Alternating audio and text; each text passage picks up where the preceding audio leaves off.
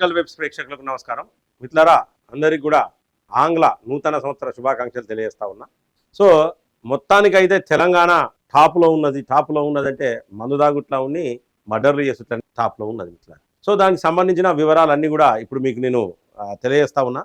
2024 సంవత్సరం వరకు అసలు ఏం జరిగింది, మన దేశాన్ని సంకనాకించేందుకు ఇటువంటి కాంగ్రెస్ ఒకటి ఉంటుందా అని ఇంకొక ఇసొంటోళ్ళు లాభం అయితే దేశం మొత్తం సర్వనాశనం అయిపోతుంది ఇట్లా. ఎందుకంటే కొన్ని నివేదికలు చూస్తే ఏంటంటే చాలా బాధ అనిపిస్తాయి. ఒక్కసారి క్రైమ్ రేట్ గురించి మనం చూద్దాం, ఆ క్రైమ్ రేట్ ఎట్లున్నది అనేది.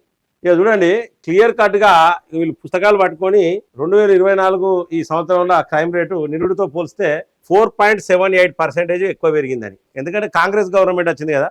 నేను అసెంబ్లీ ఎన్నికల ముందే చెప్పిన కాంగ్రెస్ వస్తే ఏంటంటే గూండాయిజం రౌడీజం పెరుగుతుంది అని క్లియర్గా చెప్పినా ఇక పెరిగింది. మీకు మళ్ళా చెప్తాను, కాంగ్రెస్ ఉంటే దేశానికి దరిద్రం అనే చెప్పిన ఇది 4.78% ఎక్కువ నమోదైంది. ఇక్కడ క్లియర్గా ఇచ్చింది. ఇది వెలుగు పత్రిక వాళ్ళ సొంత పత్రిక అన్నట్టే లెక్క ప్రకారము.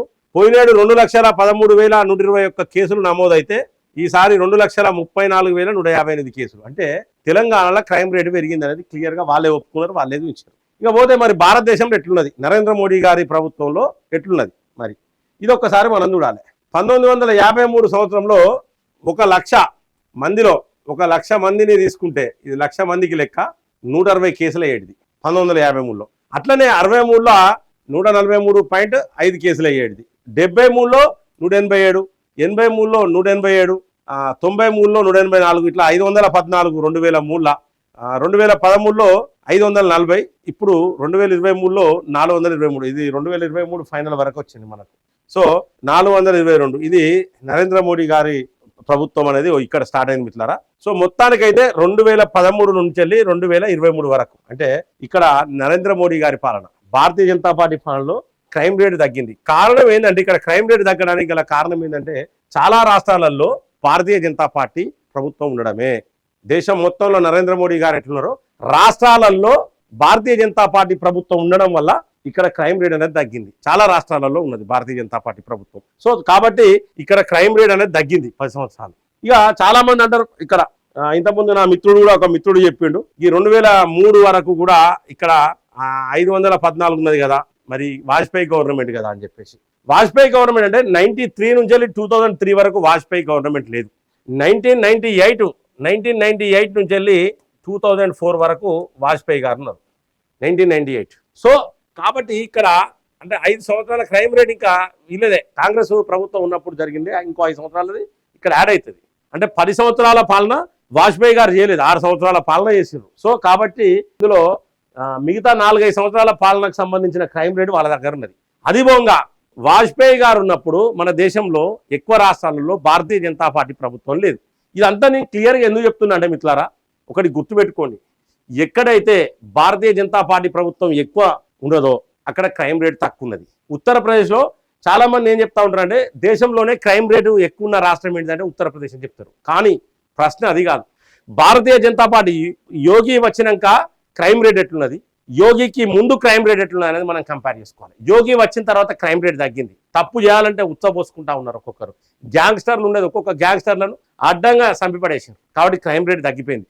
అక్కడ రేపులు ఎక్కువ జరిగేది, ఆ రేపులు ఇప్పుడు జరుగుతలేవు. అక్కడ రేపు చేయాలంటే గజగజ వణుకుతారు ఒక్కొక్కరు, గూండాయిజం చేయాలంటే రౌడీయిజం చేయాలంటే వణుకుతారు, దొంగతనాలు చేయాలంటే వణుకుతా ఉన్నారు. కాబట్టి గతంతో పోల్చుకుంటే ఉత్తరప్రదేశ్లో కూడా క్రైమ్ రేట్ తగ్గింది. దానివల్లనే ఈ యొక్క దేశంలో క్రైమ్ రేట్ తగ్గింది. ఈ యొక్క మన రాష్ట్రంలో అంటే మన రాష్ట్రంలో క్రైమ్ రేట్ ఎక్కువ ఉన్నది. సో ఇదంతా ఎక్కువ ఉండడం వల్ల మన రాష్ట్రం చేయబట్టి ఏంటంటే దేశం క్రైమ్ రేట్ కూడా పెరుగుతుంది. దేశంలో కర్ణాటకలో కూడా క్రైమ్ రేట్ ఎక్కువనే. చెప్పుకుంటా పోతే కాంగ్రెస్ ఏడుంటే కాడ క్రైమ్ రేట్ ఎక్కువ ఉంటుంది మిత్రులారా. కాబట్టి ఖచ్చితంగా కాంగ్రెస్ ను పాతర పెట్టాలి. ఈ యొక్క న్యూ ఇయర్ సందర్భంగా నేను అందరికి పిలుపునిస్తా ఉన్నా, దేశం బాగుండాలంటే కాంగ్రెస్ పోవాలి, బీజేపీ రావాలి. దేశం రక్షణగా ఉండాలంటే చాలా మంది ఏంటంటే అసెంబ్లీ ఎన్నికలలో కాంగ్రెస్ కేసిరు, ఈ పార్లమెంట్ ఎన్నికలు వచ్చేసరికి నరేంద్ర మోడీ ఉండాలి లేకపోతే దేశం సంకనాకిపోతుందని భయానికి వేసిరు. కానీ తప్పది. రాష్ట్రంలో భారతీయ జనతా పార్టీ ఉండాలి, దేశంలో భారతీయ జనతా పార్టీ ఉండాలి. అప్పుడే ఫలాలు బ్రహ్మాండంగా ఉంటాయి, ఫలితాలు బ్రహ్మాండంగా ఉంటాయి మిత్రులారా. కాబట్టి నేను న్యూ ఇయర్ సందర్భంగా క్లియర్గా మీకు ఇక్కడ టేబులే చెప్తా ఉన్నది క్లియర్గా. నరేంద్ర మోడీ సర్కార్ ఉంటే, ఎక్కువ రాష్ట్రాలలో భారతీయ జనతా పార్టీ ఉంటే క్రైమ్ రేట్ తగ్గుతుంది, అంటే కేసులు తగ్గుతూ ఉన్నాయి. ఇది 1,00,000కు 422 కేసులు అయినాయి. అంతకుముందు మన్మోహన్ సింగ్ ఉన్నప్పుడు 1,00,000కు 540 కేసులు అయినాయి ఆ 10 సంవత్సరాల. కాబట్టి ఖచ్చితంగా భారతీయ జనతా పార్టీని ఖచ్చితంగా తెలంగాణ ప్రభుత్వం నెక్స్ట్ రాబోయే కాలంలో తెలంగాణలో భారతీయ జనతా పార్టీ ప్రభుత్వాన్ని ఏర్పాటు చేయాలనేది ఖచ్చితంగా ప్రతి ఒక్కరు గుర్తుపెట్టుకోవాలి. కింద వార్డు మెంబర్ నుంచి వెళ్ళి మొదలు పెడితే లోక్సభ వరకు కూడా అంటే పార్లమెంట్ ఎంపీ వరకు కూడా ప్రతి ఒక్కరిని గెలిపించుకోవాలి. కేవలం దేశంలోనే ఏంటంటే చాలా మంది గల్లీలో ఎవడున్నా ఢిల్లీలో మోడీ ఉండాలని రాసేసరికి అందరూ ఢిల్లీలో మోడీని పెట్టిరు తీసుకుపోయి. ఇప్పుడు క్లియర్ గల్లీలో మోడే ఢిల్లీలో మోడే అనేది రావాలా మిత్రులారా. ఈ క్రైమ్ రేట్ మాత్రం నేను క్లియర్ గా ఇస్తా ఉన్నా మీకు. కాబట్టి ఖచ్చితంగా తెలంగాణలో క్రైమ్ రేట్ తగ్గాలి. తెలంగాణ ముఖ్యమంత్రి గారు ఈ హైడ్రాలు ఇవన్నీ హైడ్రామాలు ఇవన్నీ బంద్ పెట్టేసి క్రైమ్ రేట్ గురించి ఆలోచన చేయాలి. ఎందుకంటే ఇది దేశానికి ఏమాత్రం మంచిది కాదు. ఒకళ్ళు కొట్టుకోవడం, మర్డర్లు, మైనర్ల మీద రేపులు మనకు దగ్గర జరగని లేవు. ఈ సంవత్సరంలో అన్ని జరిగినాయి, అన్ని అనుభవాలైనాయి. ఇటువంటి దరిద్రం అనేది జరగకుండా ఈ సంవత్సరం మన 2025 పాలన మీద దృష్టి పెట్టి ఈ క్రైమ్ రేట్ తగ్గే విధంగా పనిచేయాలని చెప్పేసి కోరుకుందాం. జై హింద్, జై భారత్.